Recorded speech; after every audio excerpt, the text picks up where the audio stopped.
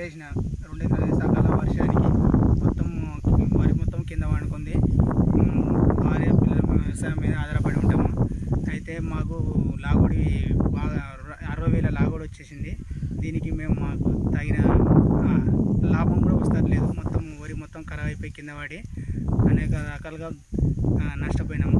మాకు ఎలాంటి సాయం ప్రభుత్వ సహాయాలు కూడా ఏం అంతలేవు. వరి అకాల వర్షానికి చెడగొట్టు వానలు వచ్చి వరి మొత్తం ఖరాబ్ అయిపోయింది. ఒక దగ్గర కట్టలు కడుతున్నాము. కట్టలు కట్టినా మొత్తం కింద వరి మొత్తం కట్ అయిపోయి మొత్తం గొల మొత్తం తెల్లగా అయిపోతుంది. ఏం మొడ్లు కూడా ఏమి వెళ్తారు.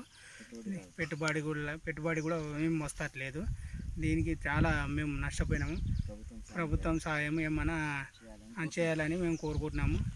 ప్రభుత్వం నుంచి ఏదైనా ఆధారం చూపించాలని.